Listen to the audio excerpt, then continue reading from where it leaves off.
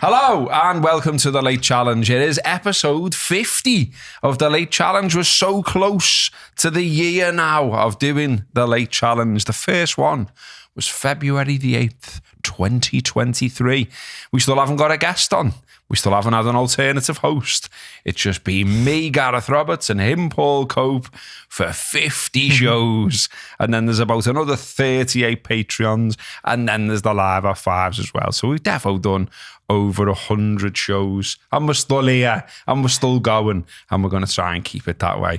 I'm going to go off-piste right from the very start. So this isn't on the agenda I supplied you. So I heard this story and I thought, I like this story. Oh, I've done a proper dar thing and turned the torch on my phone now. That's a proper middle-aged thing to do, isn't it? Yeah. I got on to my mother-in-law doing that the weekend, just walking in the room with a torch on her phone, blind and everything. Torches on there. Kids don't do that, do they? No youngsters ever do that. Turn the torch off, Dad. This story, I just really liked it because I just thought it's one of them like dilemma stories. So it's this fella in America. And he was working on a house. The staircase had been ripped out of the building. And in the pile of rubbish in the wall, etc., there's like all this stuff. And then he finds this single baseball card still in the wrapper with like a wax wrap around it. And it's from 1952. In the wall of his house? No one like under the stairs. It's gone through the crack in the stairs. Yeah. They're demolishing the house. He's working on it. Finds this baseball card still in the wrapper, still unopened from 1952.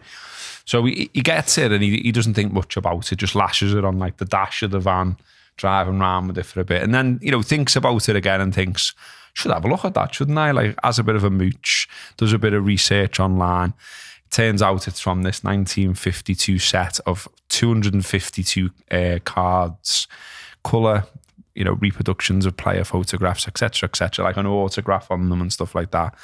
And so like some big real like legends of the game feature in these cards.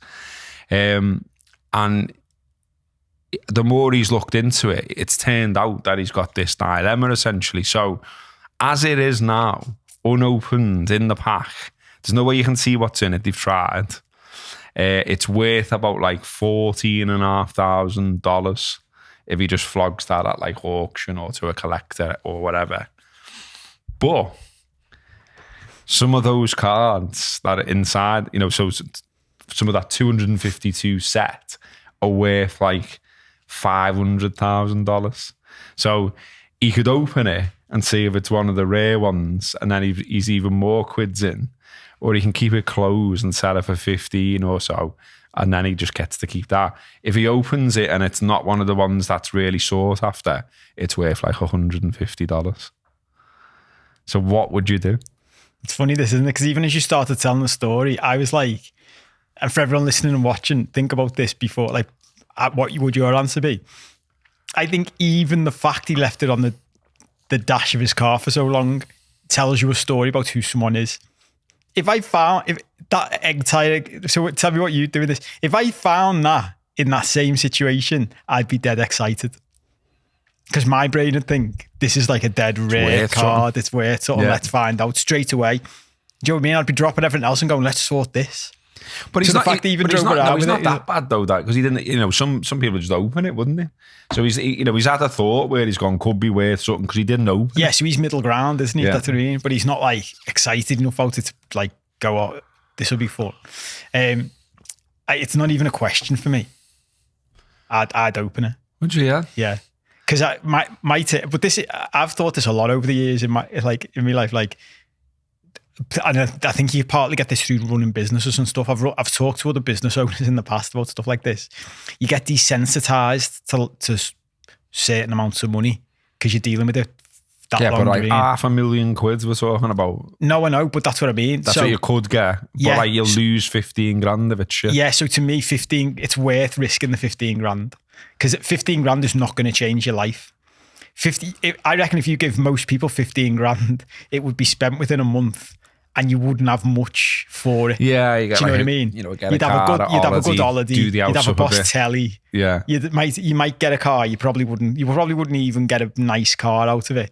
and you just blow the rest. So you'd be Or you left could just going. chill for a few months or whatever. Yeah, but at the end of it, you'd be left going, didn't really get anything for that. Whereas you're risking that for $250,000, which would have a big impact on your life. I'd roll the dice. What would you do? But I'm always Joe at the end of every game show. I'm like, yeah, I just fucking gamble. Yeah, You came here with nothing. I suppose you wouldn't like. I'd hate to have that like regret or like that sort of like that not knowingness, if you like. So if you took the 15 and then you'd be like, well, I wonder whether it was. It'd just be permanently there, wouldn't it? You'd have to let go of who you sold it to. Well, I was just about to say, and I'm not good at that. Like we talked the other week, didn't we, about stuff that crops up when I'm in the shower or whatever, when I'm not really thinking, and then all these thoughts come rushing in. You're like, why still going back to that? You're not bad. Yeah.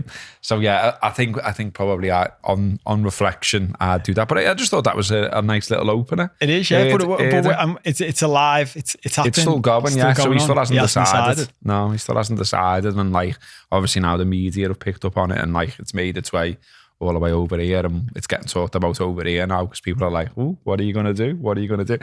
It is a bit like a game show, isn't it, I guess? But real life. Okay, some real life admin as well next along on the agenda. So are me and you going the fucking snooker or what? It was funny when I opened this on the train on the way over, it made me laugh. So we haven't spoke about it since the last time you mentioned it on the show. But what? When you say the snooker, you talking about the World Championships in Sheffield? Well, no, I don't. I've looked at Sheffield. I'd love to go to that, the Crucible, yeah, but I think it's dead hard to get tickets, and I think they might have already been like done. Do you know what I mean? So like you'd have to be buying for like not the coming one, the one after, or whatever. I don't know. I'd just like to go and just see some of the top players play. So last time we talked about it, people were saying, oh, like there's a Northern Ireland one, and it's normally easy enough to get tickets, and obviously like Belfast's easy enough to fly to from Liverpool. But I had to look the other day because this isn't a new thing. This isn't just because Ronnie won last night.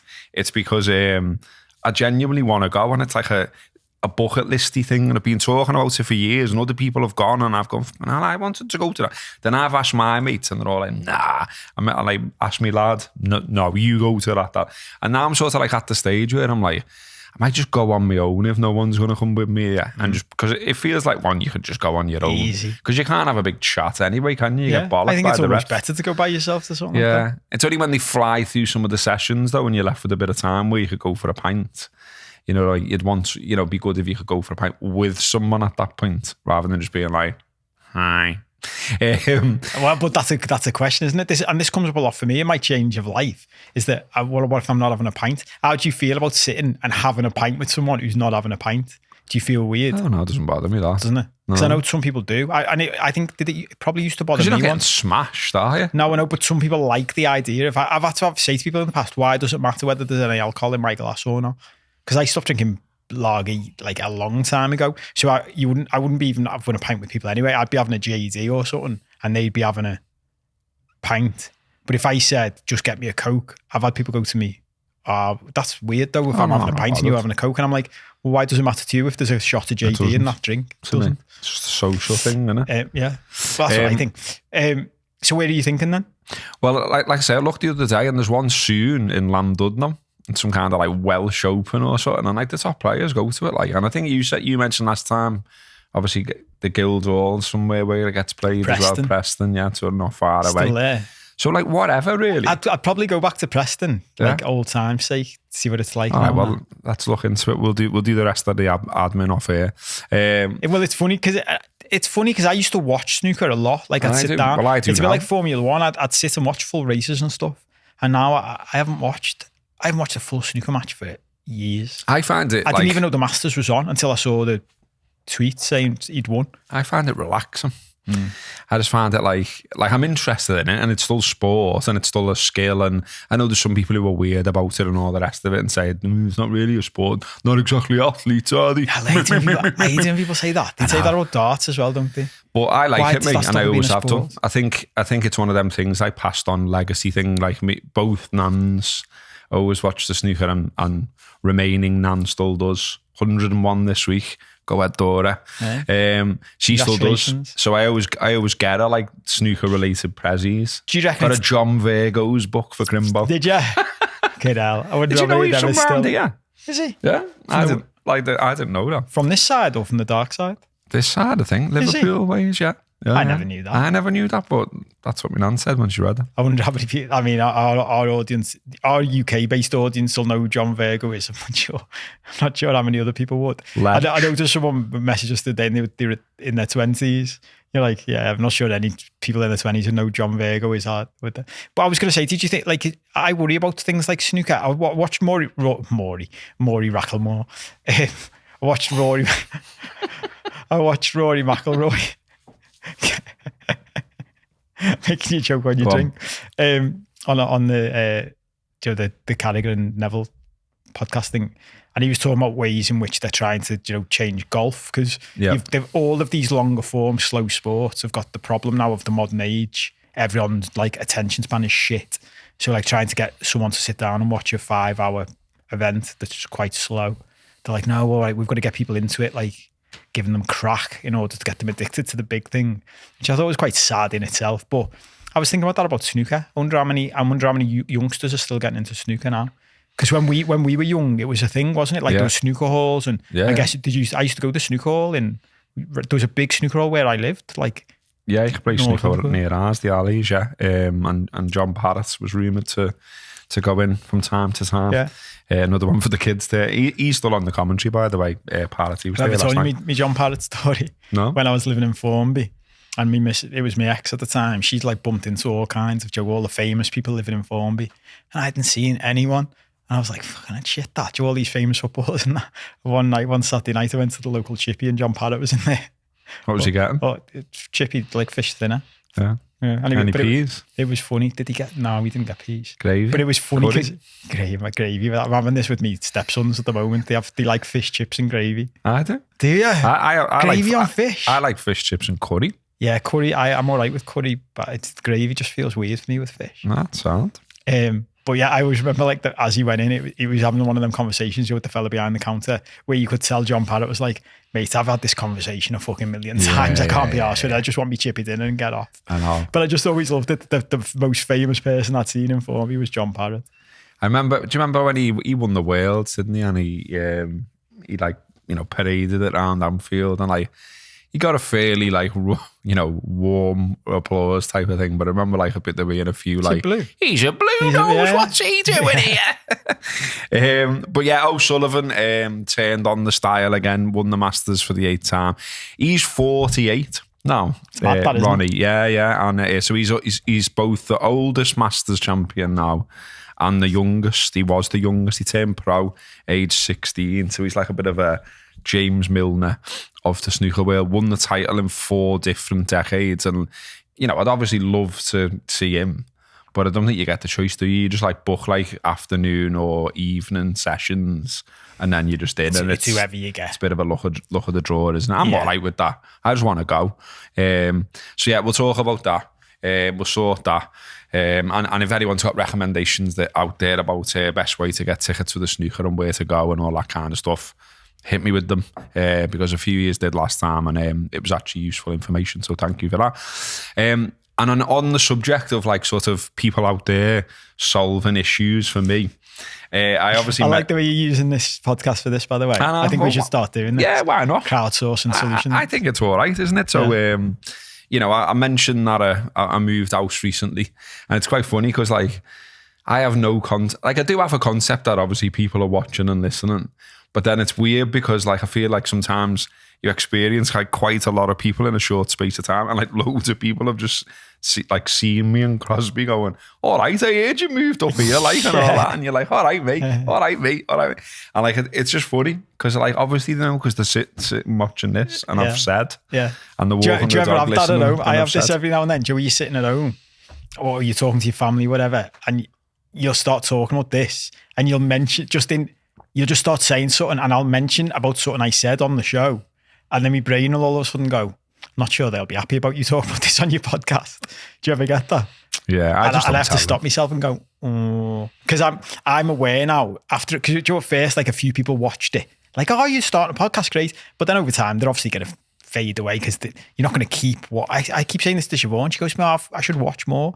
And I go, what? If you were doing a podcast, I wouldn't watch it every week. Do you know what I mean? I'm all right with that. But you get to a point where you know who's watching and who isn't, so you can tweak what you mention on the show accordingly. And then sometimes I'll mention in front of someone who doesn't know I'm talking about them on the show and think, yeah, I probably shouldn't have said that. Yeah, you want to watch yourself. So yeah, the issue that I'm after crowd solving is I've moved, like I said, and on the day I moved, I had no couch because the previous couch was part of the last gaff, if you like. Someone actually said, fucking hell, how many times have you moved here? You're like the littlest hobo. I saw that on It's like, I know, I was actually going to use that line myself the other week. It feels like that as well. I'm looking to stay put now.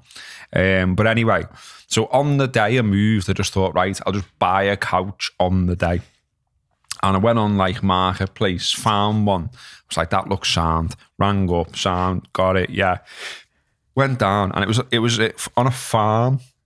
You told this on the Patreon show last week, didn't you? Did I? Yeah. So it was on a farm, and got it from the farm, brought it home, and it stinks. It just stinks of a bit of farm.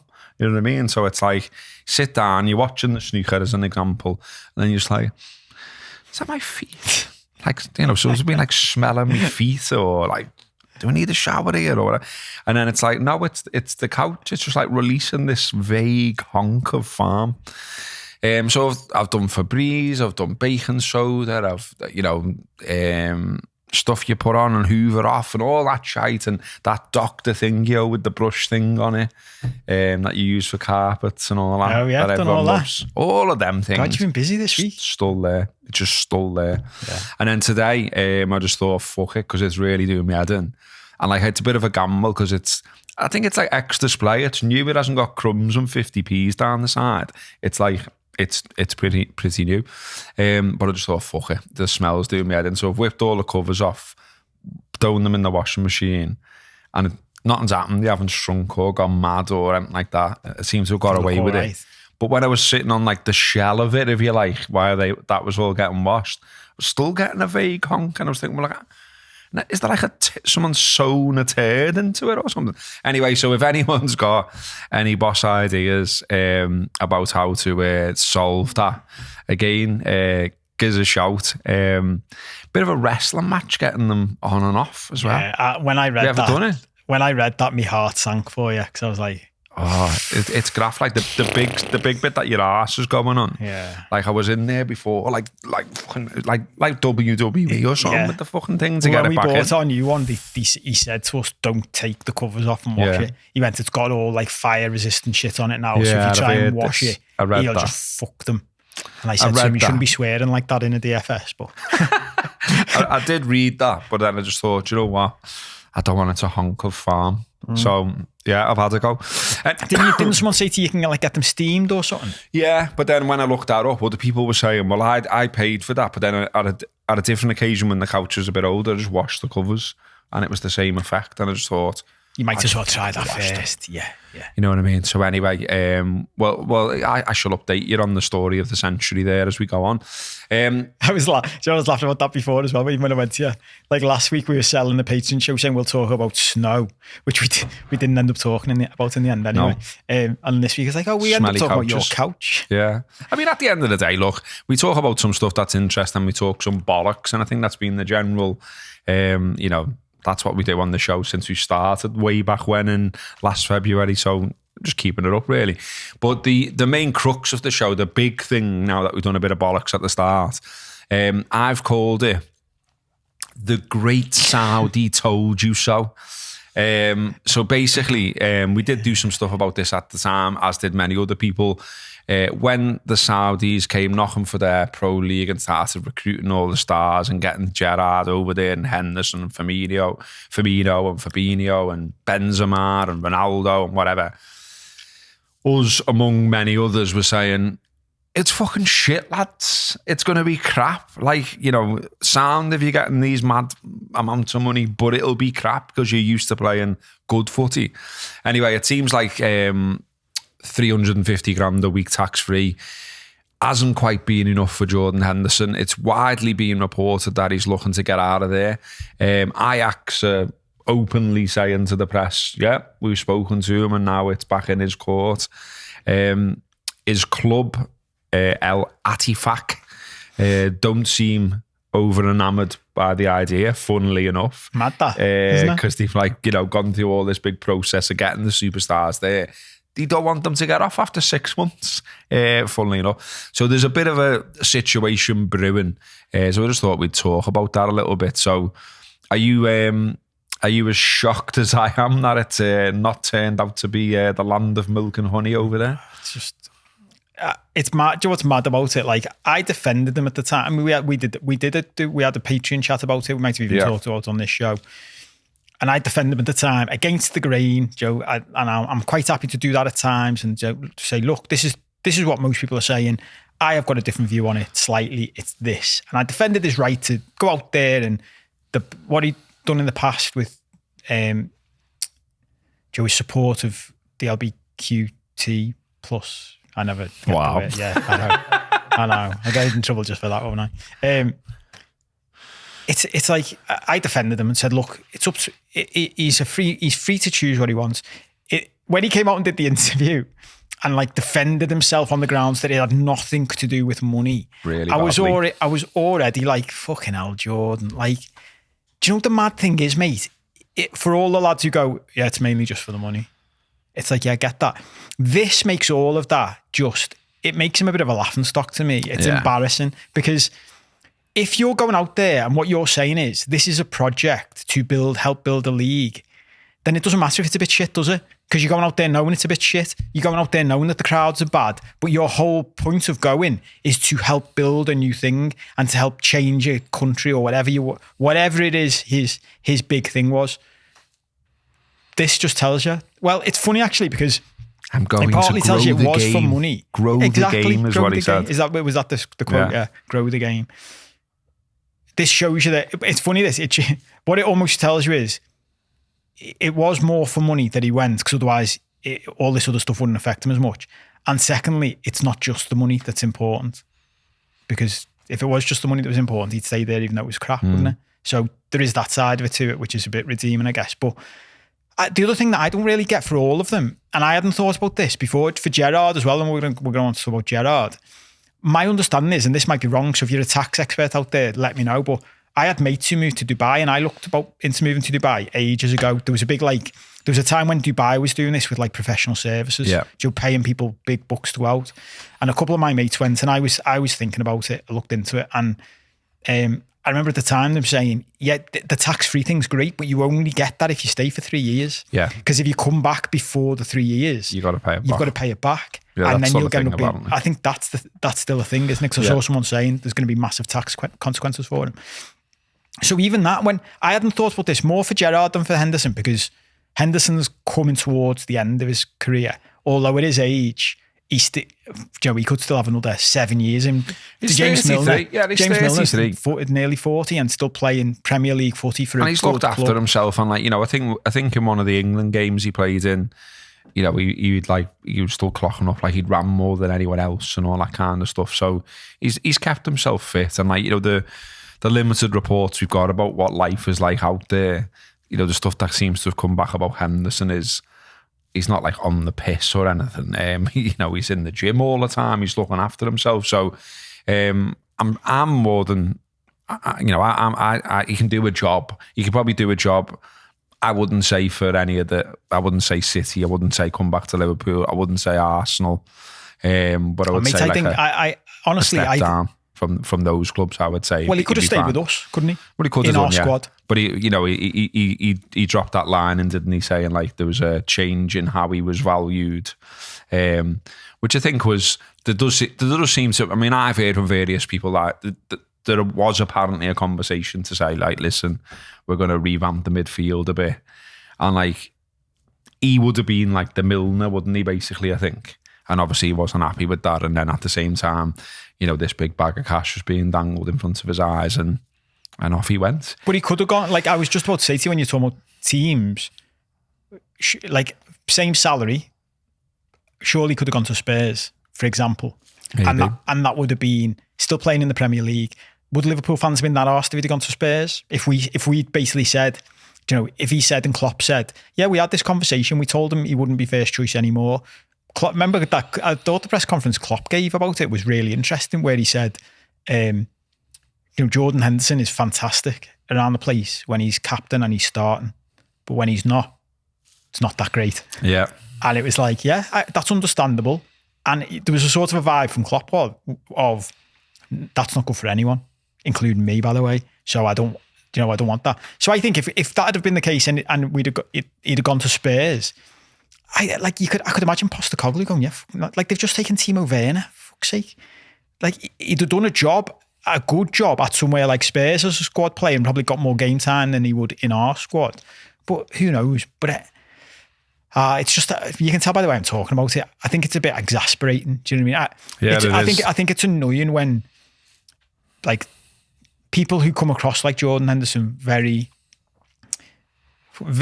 mature, articulate, fairly bright for a footballer. Let's put it in context. I remember saying to you actually after we discussed the whole thing, Joe, when he did that Athletic article, and afterwards, I think I said to you off or on air, I can't remember.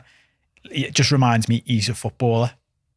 Like this, all the stuff he's talking about is not what his he just life dug is himself about. a massive hole. And he just kept going. Yeah, and it was like, I don't know why you're doing this. I don't know why you're giving this interview with the Athletic. I don't know why you feel, the need to keep on speaking because you're not making it better for yourself. Yeah. Do you know what I mean? But they're the bits where I'm like, oh yeah, he's a footballer and we shouldn't actually be expecting all this other stuff from any of them.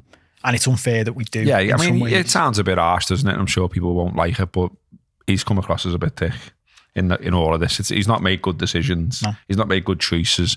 And look, and he hasn't. Yeah, this is the thing. He talked in that interview about the length, Joe, the amount of thought he put into it, and the amount of people he asked about it, and how would it affect things, and he took all that on board, and then he made the decision.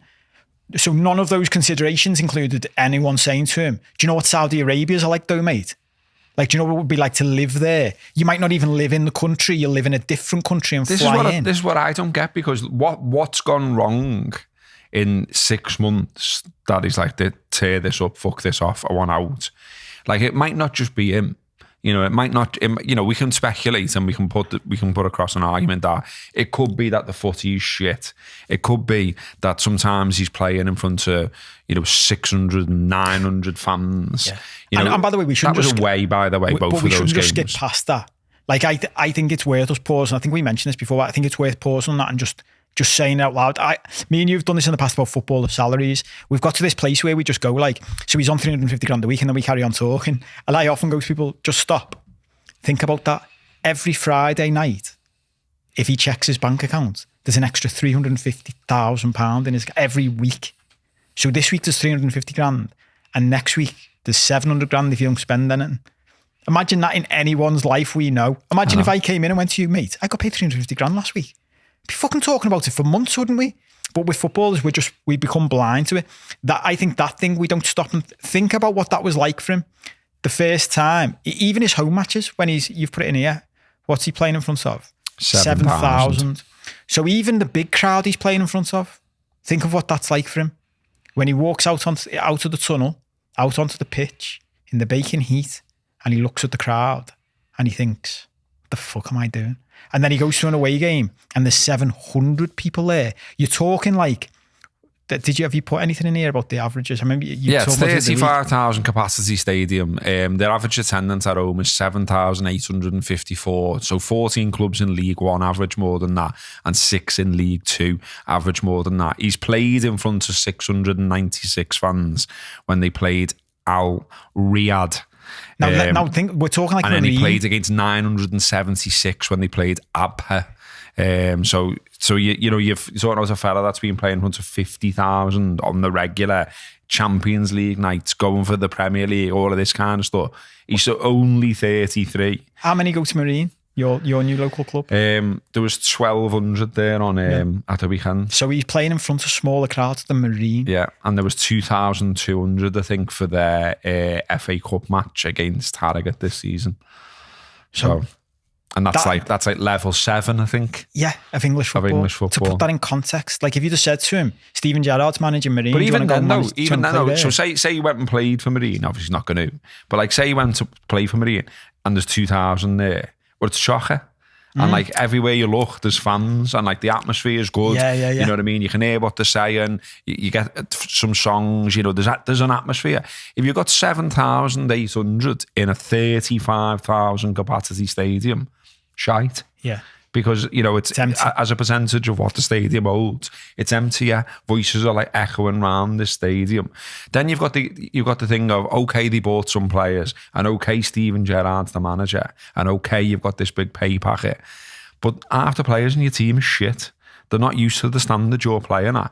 And I've heard it many times of footballers where they say, if you drop down leagues or you start playing non-league, or you just say, I just want to keep on playing forever, and some of them do. Like I can remember seeing Nigel Clough play for Burton Albion when they were still near non-league. I can see that he played for them against Marine at Marine's ground. But like what he was doing and his wavelength wouldn't have been the same as lads who've been playing semi-pro. Because it just isn't, is it? Do you know what I mean? And I wonder whether some of that's gone on for Henderson as well. Well, it's different for different types of players as well, all of this without saying what it could be his wife, it could be his kids, it could be the schooling, it could be the day-to-day life, it could be the heat, it could be fucking everything all rolled into one. It could be that he's miles away from his family. You know, we know that he had a dead close relationship with his dad and things like that. Yeah. You know, so there's all of these things, but no matter what it is, to bring it back to what I was saying before, I don't get how he didn't think it would be like this. I don't get how, as you said, like, surely you do like some due diligence. Go out there. Go and have a look where you potentially be living. Go and have a look at the footy. Go and have a look at the stadium. Like, who the fuck's advising you? And why did you think it was a good idea? But it all seemed dead rushed at the time, didn't it? Do you remember Liverpool put out that like sort of tribute-y, video-y thing for him? And it was a bit like, oh yeah, we'll just knock this together because, you know, this fella's been playing for us for 12 years or whatever it was. We should probably throw something out. Yeah. But it was very much like after the fact, wasn't it? And it was a bit weird. Well, he was basically trying to push it through in pre-season training, wasn't he? Yeah. That was when it was happening. That was the time it was happening. So it was happening to be quick. So it's stuff like that. I'm just like, it's mental. Because I'd be amazed, going back to what you were just saying then. Yeah, there's a story, isn't there? Isn't like of another unnamed player whose wife was out there. I'm like, nah, not for me. Hissed that and all that apparently. Yeah, and look, she's going out on walks. I've been to. I think I might have mentioned when we first talked, but I've been to Dubai quite a lot in the past. Not for a few years now, but when my mates first went out, I was probably out there every year for a few years on the run, and saw it from. Like, it was already quite established when I was there, but it grew when I first went, but grown a lot since then. But there was still, even when I first went out there, like I was there with my partner at the time, but unmarried. And there was a thing of like, oh, you've got to give the same, when you book into a hotel, you've got to give the same surname because you've got to be married to go in the same. So you're like, all right, so we'll do that. And then when you go to a shopping centre, we'd usually hold hands, but we won't hold hands. And unless you experience that, you don't realise how just that little thing does impact on you, because it's in your mind then. You're not fully relaxed just when you're going around the shops and you're staying at whatever. I know that might sound like a really like small thing to say, but it's a huge day-to-day cultural change, isn't it? And I'd be amazed if his family hasn't gone, do we really want to be doing this? Like he's a young man, relatively speaking, isn't he? Like in the world with a relatively young family. It's like, do we want to be out here for years? But it's mad as well, isn't it? Going back to why so many people were disappointed as well. You know, like, so, you know, his relationship with the LGBTQ plus community. Thank you, mate. We'll edit that out, Dylan, from before. Because, you know, he elevated himself above other footballers by getting himself involved directly with that. You know, he didn't have to do it. He chose to do it. Same as when, like, you know, during COVID, he sort of like was the captain of captains and all that kind of stuff. So he put himself across as a certain type of man. And I interviewed him myself, you know, when I was involved with the Anfield app, and I liked him and thought he was sound and thought he was a thinker and all the rest of it. And then this just seems like so out of character and so mad. And like, when I was thinking about it, like, you know, I'm sure he doesn't give a fuck what I think. Like, why would he? But I was thinking, like, how would you, you know, if you were advising him now, if you were working with him now and you were saying, okay, how do we get this back a bit now? Because you've been absolutely, you know, done in from every direction. And I read one report where it was saying, like, you know, that's getting to him. The fact that, and I imagine it is, you know, like he's playing for England and getting booed and things like that. Like no one can just take that. Do you know what I mean? They might say they can, but there's got to be like periods of reflection. Maybe when he's in the shower where he's like, fucking hell, why did they do this? What, you know, where did it all go wrong? People used to love me. People used to respect me. I played nearly 500 games for Liverpool. I won this, I won that. What a tattoo with the European Cup on me. Like, you know, I lifted the European Cup, I lifted the Premier League. And now I'm this blurt. How do we get it all back? You know what I'd say he should do? And I don't know how practical any of this is. And obviously you'd have to like take huge pay cuts and all of that. Build a time machine. Nah, go to Sunderland. Go to Sunderland. Hometown club again. Hometown club. Obviously he'd be dropping down levels, but it's the club he supports. We know he loves them. We've seen him in the stands when he wasn't playing for Liverpool at times and things like that. I think if you did that, it would build a bit of romance back. Do you know what? Though, I mean? I think my first reaction to that is I think it would come across too try-hard. Maybe. What I'd say to him now if I was advising you'd at least have something to sell, wouldn't you? You know what I mean? If you're like, and PR is pretty like grim when you dig into it. Yeah, but you know what I'd say to him? That side of your life's finished, mate. Do the side of your life where there's PR and you're a good guy and all that, forget that now. Move to a footy club where your family are happy and you're happy. See out the rest of your career. Keep your fucking head down and shut the fuck up. That as well. No one wants to hear from you anymore. No one's interested. That'd be harsh if you said that. Yeah. No, but you know. You're his advisor. Yeah, I know. Shut the fuck People up. used to, I told you, my ex worked with me for a while once at the end of like our relationship and the law firm, which was not a coincidence, yeah. And she walked into me once, having overheard the conversation between me and my biggest clients, which was a group of fellas, like tough fellas. And she went to me, who have you just been speaking to? And I told her who it was. And she went, I can't believe they allow you to speak to them like that. And I went to her, they pay me to speak to them like that. That's why they like me. Because I would say stuff like that. Yeah. You know, I'd give them proper advice. I'd be like, this is bullshit. Like what you're planning on doing is bullshit. This is what's going to happen. And they'd be like, we fucking love. We go out for a pint and be like, you're the only fella who's got the balls to say shit like that to us. And you need it sometimes because everyone else is just, we'll just tell you what you want to hear. That's probably what's happened there. He's got too many people around him. And this happens a lot with people in powerful positions with money. And could be quite harsh. You have too many people around you who aren't prepared to say to you, mate, what the fuck are you doing? Yeah. Like I say, I mean, I think we said at the time that Athletic interview in particular was just an absolute car crash. I don't know whose idea that was to run it that way, to do it that way, to conduct it that way. Was it David Ornstein who did that? Is that his name? No, it was, can't remember the lad's name. Was it Adam? Someone, yeah. Yeah. I remember reading it. And I thought, I've never seen, and I do think journalists who write for The Athletic are some of the lads and girls who like wanted to get back to proper journalism. So that says a lot. But I'd never seen a journalist set up do an intro to an article the way he did.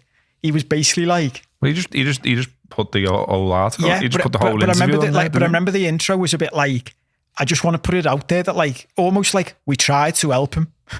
Yeah. Like, we like him. And we weren't trying to do a gotcha interview. So the only way around this is to just put out exactly what we said and exactly what he said. And you can fucking decide for yourselves. Adam Crafton. Yeah. I remember reading it thinking, I've never known a journalist do that.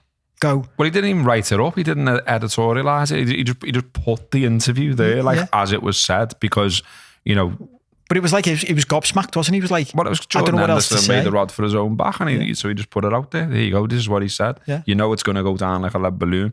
This is what he said, though. I mean, just to talk more generally about sort of the situation out there, football-wise anyway, it doesn't look great for either Henderson or Gerard right now in terms of where El Attifaq are. So they're 8th in the table. They've played 19. They're currently on a 6-week break. They played 19, won 6, drawn 7, lost 6, scored 22, conceded 22, and they are way off the leaders. Obviously, like the leaders Al Hilal and Al Nazir have a lot more dough than Al Ettifaq, but nevertheless, I think everyone would have thought it would have gone a little bit better than this. Do you know what I mean? But Joe, even this, Joe, going back to like when it first broke and the stories coming out and that. Am I right in saying from memory, there's 6 clubs in that league that are owned by the PIF? They're owned by the state. It's something like that. I remember reading, like, when Gerard was going there, and his club isn't. Yeah. And I remember as soon as I read that thinking, I'm not sure that's a good idea, Stephen, is it? You're going to go to a league that's, by its own admission, buying huge players in to sports wash. Like, they're not even trying to hide it anymore. And you're going to manage one of the clubs that isn't funded by the state. Isn't that fucking insane? Well, Al Hilal, you're going up against it then, aren't you? Al Hilal have played 19, won 17, drawn 2 last night, scored 59 and conceded 9. Yeah. Which, like, it's like choosing to come into, like all the stuff we talk about with Man City. It's like choosing to go into a league with with 6 Man Cities. You're not going to be one of the Man Cities, and it's fine. Like, no one's even questioning it. There's no rules. There's no FFP. There's nothing to try and protect you. You're voluntarily choosing to go into that league and be the 7th club without the state funding. Absolutely mental. Yeah, Henderson's played in 17 games. He hasn't scored a goal, and he's managed 4 assists. Mentioned before about some of the attendances he's played in front of as well. And yeah, as I said before, 12 years at Liverpool, 492 appearances for the Reds, and it all looks a bit fucking daft after 6 months to be saying that when you were going to go there to grow the game, you're now saying, please come and help me. Ajax, as I said before, believed to be one of the sides interested in taking him back, certainly on loan at least. Their current highest earner is on £75,000 a week, by the way, and they are currently 5th after a bit of a horrendous season. They got knocked out the cup by a bunch of amateurs, Bayern Munich, Bayer Leverkusen, Juventus, and of course a return to England of some sort has been mentioned. But yeah, a story in the press today said that the Saudis, funnily enough, are not keen on letting them go soon. It would obviously be on the subject of PR, bad PR for the league. I wanted to touch on Gerard. You mentioned it there as well. Again, of course, money-wise, he's absolutely getting boxed. He's reportedly on 15 million or 15.2 million a year, which would make him the 4th best paid manager in the world. But managerial career-wise, I always thought, before he went and then when it was rumoured he was going and then when he did go, I always thought, well, what's the win in this? Yeah, financially sound. But bearing in mind, like, he's always, it seems like he wants to build a managerial career. He's obviously had to go at Villa. He won the league at Rangers, unsuccessful at Villa, and that's now sort of been made to look worse because of the performance of Villa under Emery as well. He's gone out there, he's took the money, the mid-table-ish. He's not pulling up any trees there by the looks of things. And I always kind of thought, well, if you went over there and you did spectacularly well, everyone would just go, so what? Like, how do you compare that to here? That, so what? But if you go out there and do badly, what's your next move after that? Do you know what I mean? I mean, like, look, he might just come back and be like, I'm not arsed. Like, that's it for me now. I'm done. I'm just going to put my feet up. I'll do a bit of media work. I'll do something completely different. And if he chose to do that, fair play. But he's brought in Henderson, Wijnaldum, Moussa Dembele, Damari Gray, Jack Hendry. Some of his coaching staff are over there with him as well. Although assistant manager Ian Foster's jibbed it and taken over at Plymouth Argyle. Like I say, I just sort of don't see, again, not quite to the Henderson levels, but what was the move beyond money? Yeah, well, it's weird because Henderson sort of distracted from everybody else, I think, is the story. And I don't think anyone paid as much attention to Gerard going for those reasons, which was one of the reasons I defended Henderson. Because like everyone else is getting an easy ride here because they've never done what he's done for other groups, which is a bit unfair. And at the same time, the bit that makes even less sense with Gerard, and that when I think about it more, and especially, Joe, when you put the Gerard thing in the context of the 3-year tax thing, for him to get the benefit of this salary at that level, he's got to stay for 3 years. Well, at this stage in his coaching career, 3 years now is huge, isn't it? Because didn't he try to get the Leeds job just before he left? Was it Leeds or Leicester? I think it was rumoured Leeds, wasn't it? And he didn't get it. And so Gerard's move only makes sense to me if the last bit you said is true, which is he's had his Villa experience and thought, do you know what? I can't be arsed with being, I'm not. And this could have happened. I saw an interview with Callum Smith, the boxer. See that after he got beat on Saturday night, I think. I know he got beat, didn't see the interview. It was I think loads of boxers are actually really fascinating, quite articulate and very especially straight after a fight, there's something raw about it and vulnerable. Just been beat up, do you know what I mean? And he said something which I thought was really fascinating. He said, I'm used to being the best and I like being the best. And you could see it in his whole demeanour. He was like, it's very hard for me to accept I'm not the best now. But it's like his brother when he got beat a few months ago or last year, and I watched that. I didn't watch Callum Smith, but in his whole demeanour was, so there's no point me going on really. He went, I'll have to have a chat with my family and stuff, and he didn't say that. There's no point going on, but he did say, I've got to see if there's still the motivation for me to go to the gym. And it's like, yeah, that level of training, that level of intensity, his whole thing of I'm the best got him through that. When you go face to face with someone and you go, oh, I'm not as good as him. When you finish that fight going, I'm just not as good as him. I'm a bit older now. I'll never beat him. That must be really hard. And I wonder if there's an element of Gerard. He's not daft, is he? He's gone and won at Rangers and he got praised for that. He's come to Villa and had a bit of a chastening experience. I wonder whether there's an element of him, because you've got to remember, you're not operating in a vacuum. At the same time, you've got other young managers. Because think about Gerard's plan. Gerard's plan is start managing, build myself up, become Liverpool manager, win the league. Redemption for not winning it as a player. Wins the league at Rangers, does really well. Everyone's like, did well there, Stephen. Comes to Villa, starts well, and then it just all sort of falls apart. At the same time, you've got all these young managers all around the place, like De Zerbi, now a bit after the event, but since Xabi Alonso fucking tearing it up. I wonder if there's an element of Gerard's mind where he thinks, I'm never going to be as good a manager as I was a player. And I don't want to be that. I can't settle for being an average manager. So I'd rather pack it in. Even if that's subconscious. I'm not sure that is what's happening. But that would explain it to me. Because otherwise, what you said is right. If he's gone there with the 3-year tax thing, you go to Saudi Arabia for 3 years, he's a young manager. That's why I'm saying it's different with Henderson. Henderson, if he's doing this at the end of his career to wrap up and get a big payday, well, that's happened forever and a day with footballers, hasn't it? Gerard's a young manager at the start of his managerial career. It's a crazy decision to go out there. Mm.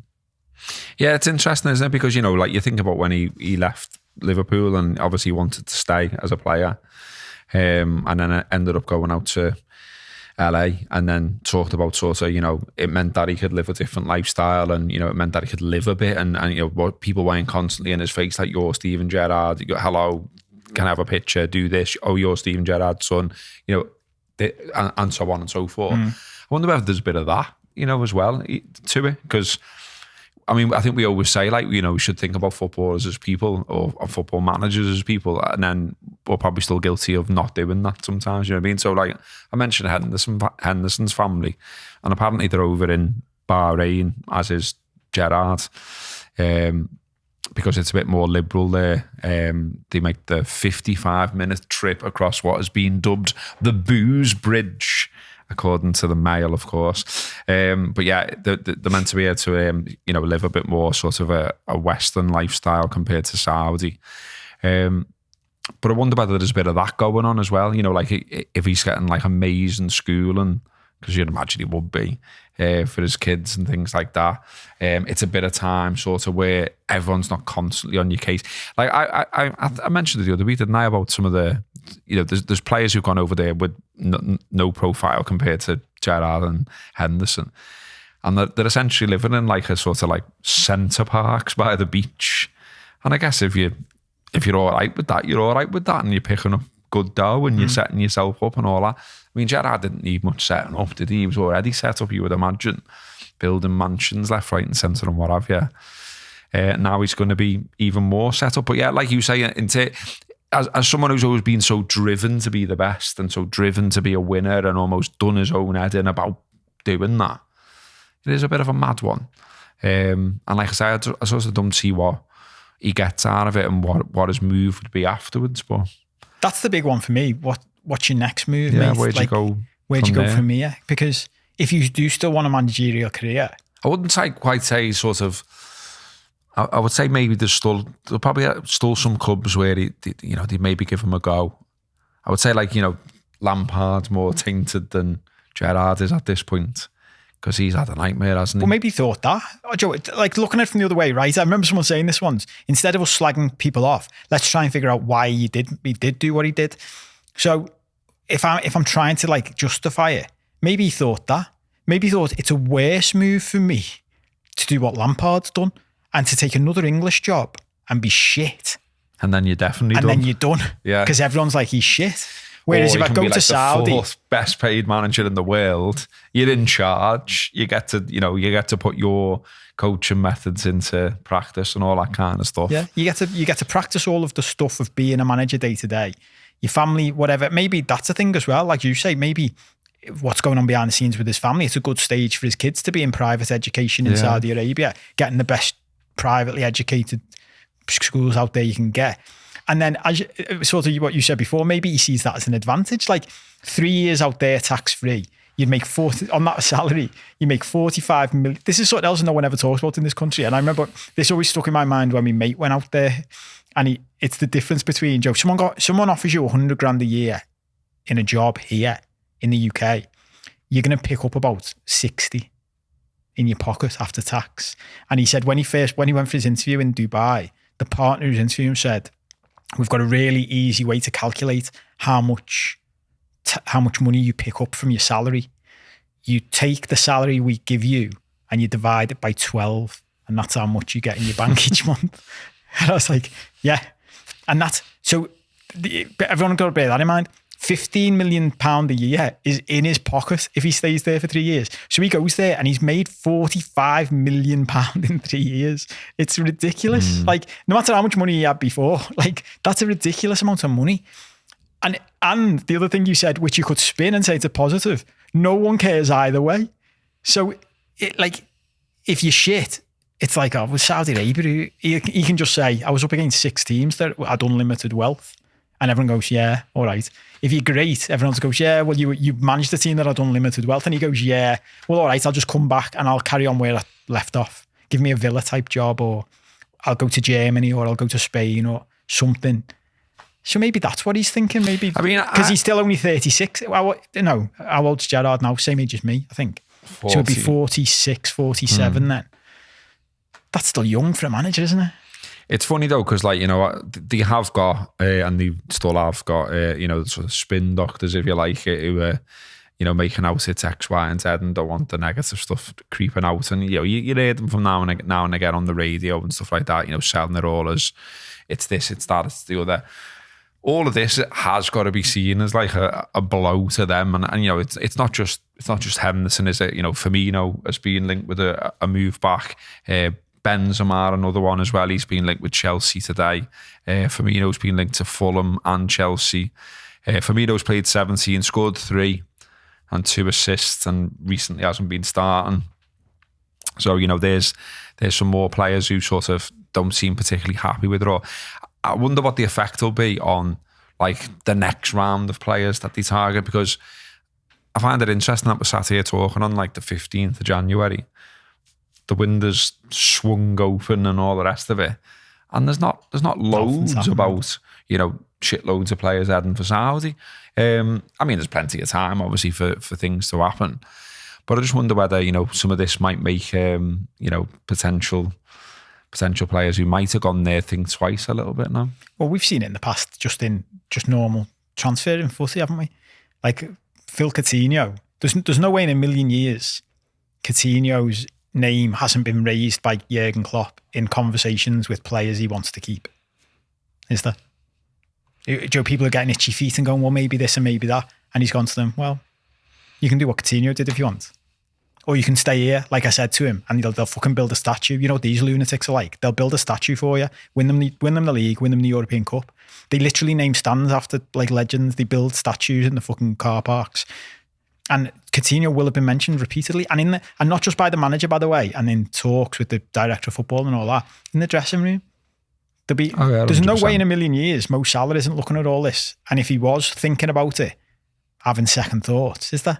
Well, I mean, during Klopp's time at Liverpool, who's gone and done something amazing, who's decided to leave, do you know what I mean? So yeah, I mean, it's undoubtedly like something they can use as a bit of a sell. Okay, well, that's us talking about the Saudi madness. Some people did ask for that one, so we thought we'd get that in. And that is episode 50 of the Late Challenge. So if you still haven't ever clicked like or ever made a comment or ever subscribed to the YouTube channel, it's about fucking time you did, isn't it? So that's a very small way of showing your support for what we're doing, but it does help. It helps us mentally to see those numbers go up as well. It helps with all the algorithms and that kind of thing. So if you could go and do that, that would be fantastic. We're on all the social media channels as well, so go and find us there and click like and follow and all that there. Again, that helps. And if you really want to help, as you should know by now, we do have the Patreon platform as well. You can get a free trial for that, or you can just sign up straight away and start giving us a few quid to help us keep all of this running. There's 38, I think I'm right in saying, shows on there about all kinds of topics. So you can go and get stuck into them. People are going and getting stuck into them all the time. People are commenting on dead old shows because they're only just finding them now, which is fantastic. So yeah, go and do that if you fancy that. And if not, and you just want to consume the free stuff, well, fair play. We'll be back here next week doing exactly the same thing. So look out for that. Thanks for watching. Thanks for listening. That's been the Late Challenge.